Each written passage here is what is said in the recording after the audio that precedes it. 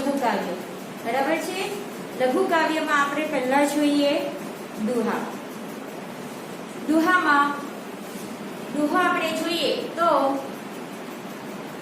તન ખોટા હૈયા ફૂટન ધરમ ન કસીએ વાત, એકર જગતની જાત સાણા સમજીએ સાનમાં। ઓકે, તન તન એટલે કે શરીર, હૈયા ફૂટન તન ખોટા એટલે કે આળસ પ્રમાદને કારણે જેમના શરીર ફૂલી ગયા હોય, એટલે કે અસ્વસ્થ શરીર હોય, સ્વસ્થ ન હોય તેવા શરીરવાળા માણસો, બરાબર। અને હૈયા ફૂટલ એટલે કે કાચા કાળના, કાચા કાળના એટલે કે કોઈ કંઈક આપણને કાન ભંભેરી કરે અને આપણે માની લઈએ તેવા માણસો।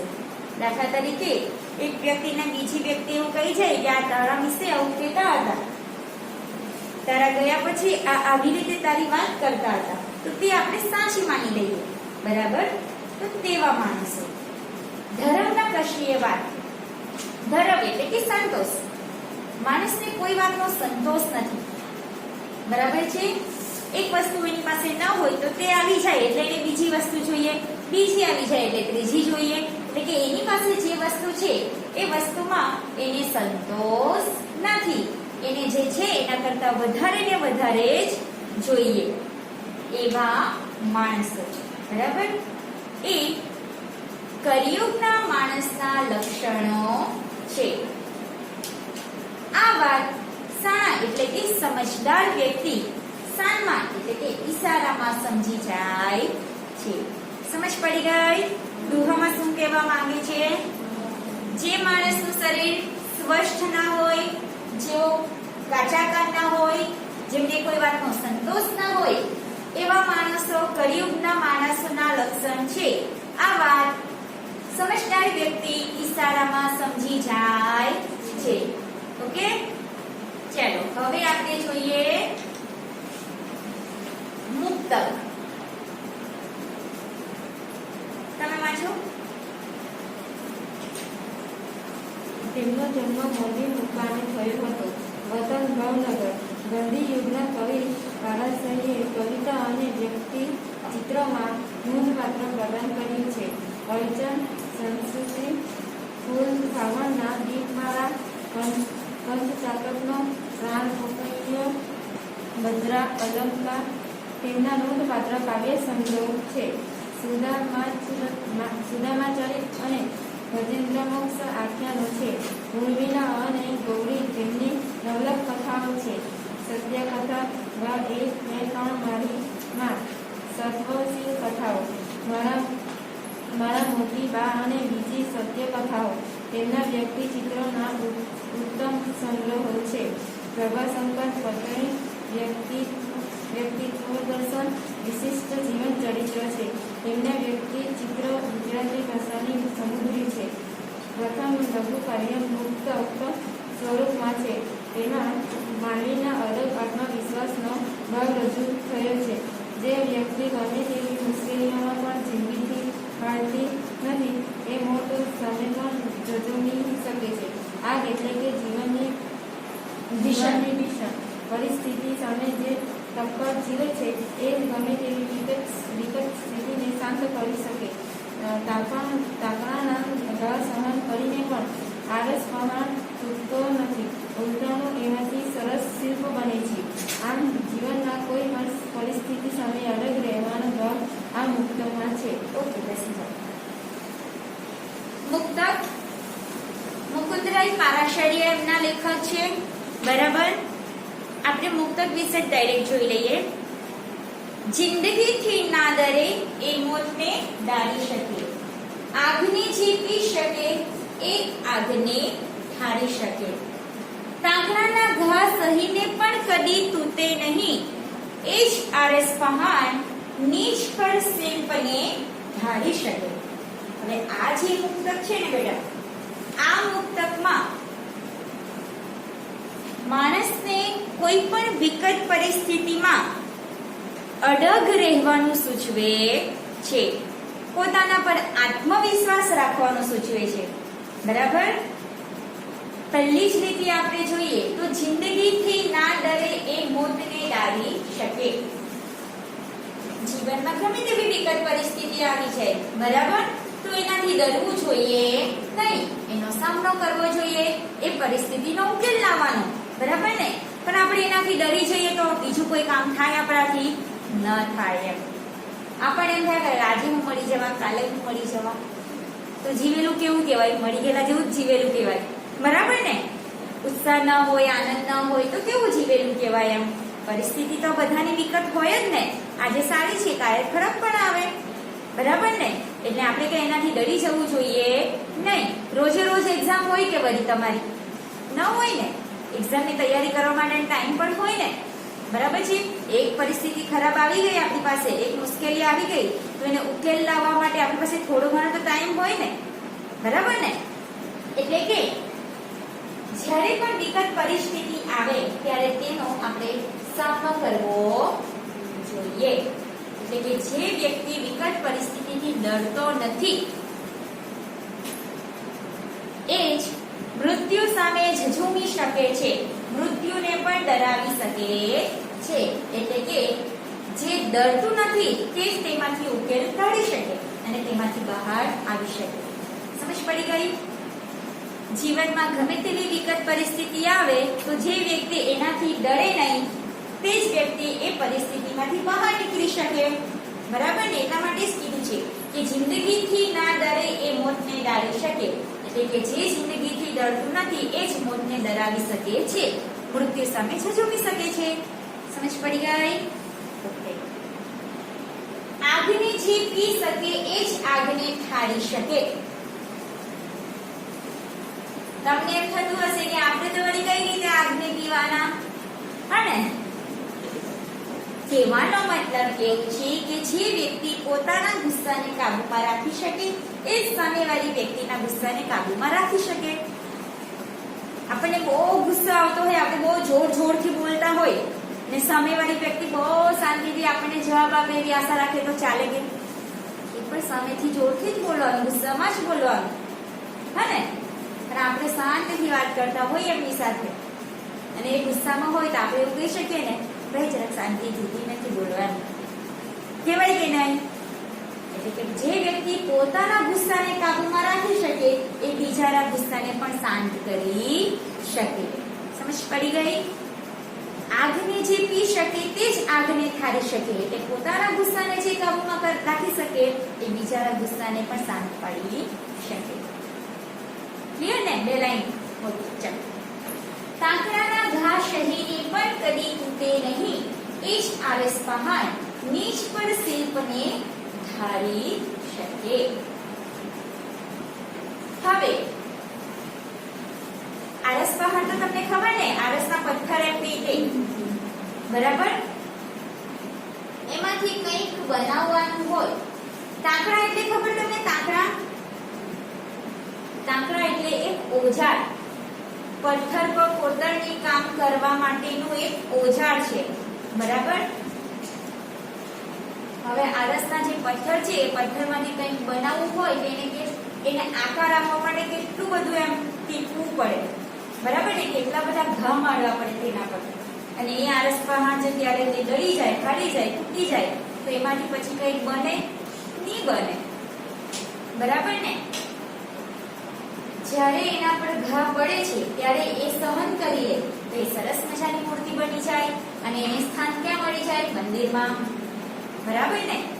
પણ જો એ તે ટાઈમ પણ જો એ ઘા નહીં સહન કરી શકે તો મંદિરમાં તો સંભાળ પણ કોઈ રાખે નહીં. સમજ પડી ગઈ? એટલે કે એ જે આરસના પથ્થરો છે એ કેટલા બધા તાંકડાના ઘા સહન કરે છે તો તે એમાંથી સરસ મજાની મૂર્તિ બને અને પછી એને સ્થાન મંદિરમાં મળે, બરાબર ને. પણ એમ કહેવાય આપણી પાસે ઘણા બધા પથ્થરો હોય, આપણે પથ્થરને ઉચકીને મંદિરમાં મૂકી દઈએ ના. સરસ મજાની ગંધારેલી મૂર્તિ હોય તે આપણે મંદિરમાં મૂકીએ. જરાક પણ ખાંચી હોય ને જરાક પણ તો પણ આપણે મંદિરમાં એને મૂકતા નથી, મૂર્તિની સ્થાપના નહીં કરીએ ખાંચો હોય તો, બરાબર ને. એને આપણે કાઢી નાખીએ, બીજીને મૂકીએ છીએ. કહેવાનો મતલબ એવો કે આ જે આરસ પહાડ છે એ મંદિરમાં જવા પહેલા કેટલી બધી મુશ્કેલીનો સામનો કરે, બરાબર ને? તો એને સ્થાન મંદિરમાં મળે. એટલે આપણે જો આપણું જીવન સારું જીવવું હોય તો પહેલા મુશ્કેલીનો સામનો કરવો જ પડે. હવે ભવિષ્યમાં તમારે ડોક્ટર, એન્જિનિયર બનવું હોય, કોઈ સારી ડિગ્રીએ જવું હોય તો અત્યારે મહેનત કરવી પડે કે નહીં? કરવી જ પડે ને. તમે અત્યારે મહેનત નહીં કરો, અત્યારથી તમે હારી જવો તો નહીં, મારાથી તો નહીં વંચાય, આટલા કલાક મારાથી તો નહીં બેસે, મારાથી આમ નહીં થાય, એમ નહીં થાય, તો તમે તમારું સપનું કે તમારા મમ્મી પપ્પાનું સપનું કેવી રીતે પૂરું કરી શકવાના? બરાબર ને? અત્યારથી હારી જાય તો ચાલે કે? પણ જે અત્યારથી મહેનત કરી છે ને એને પાછળ જતા ફાયદો થાય.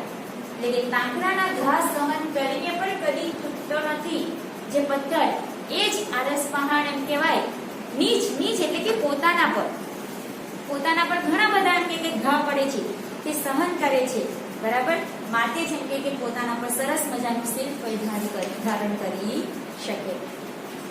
બેઠો પથ્થર હોય એ એમને એમ તો ડાયરેક્ટ મૂર્તિ એમાંથી બની નહીં જાય, એને કંદારવું પડે, કેટલા બધા ટીપીને એને બનાવવામાં આવે, બરાબર ને?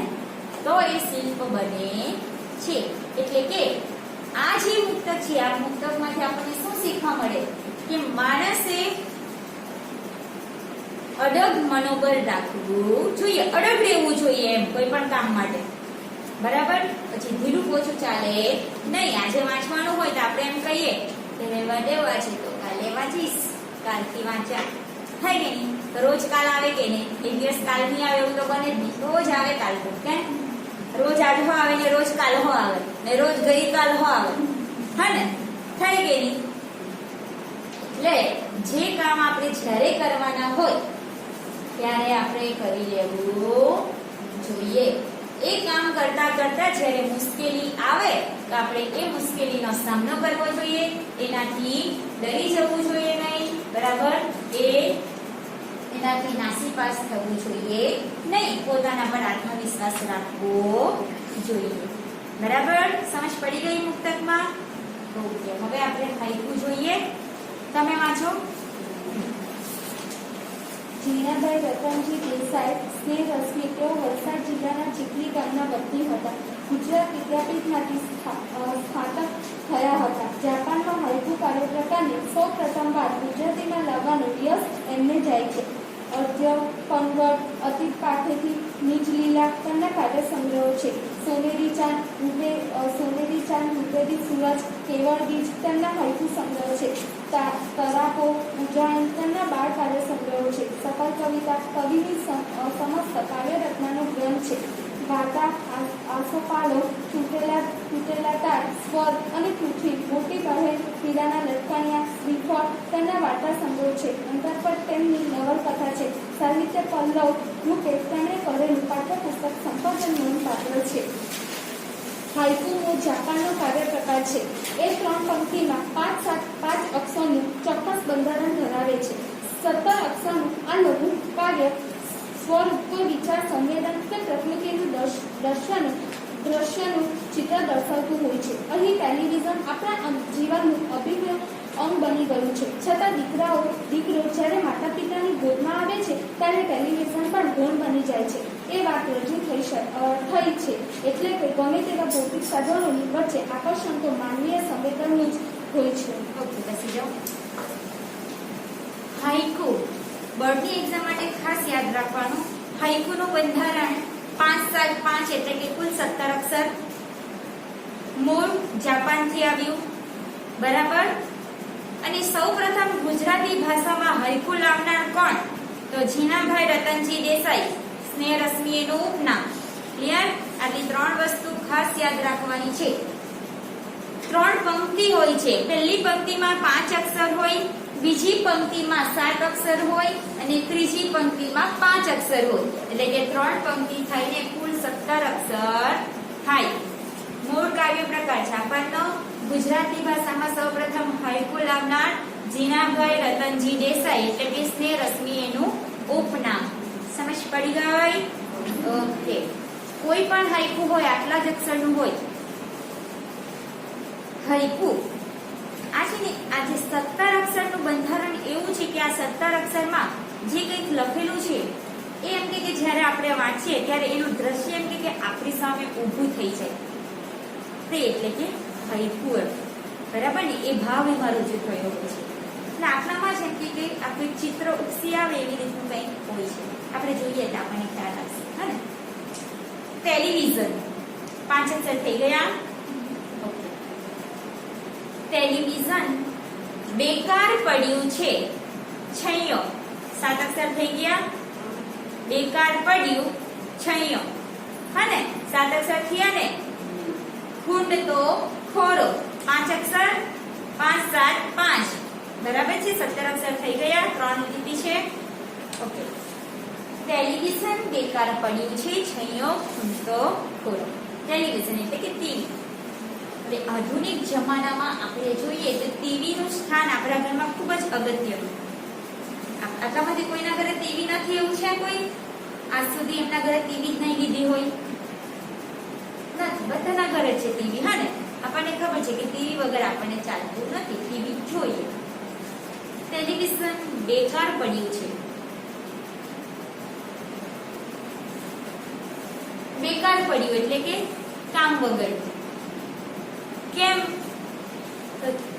છૈયો એટલે કે છોકરો. બરાબર, ખૂંદતો ખોરો. હવે તમને દ્રશ્ય ઊભું થશે.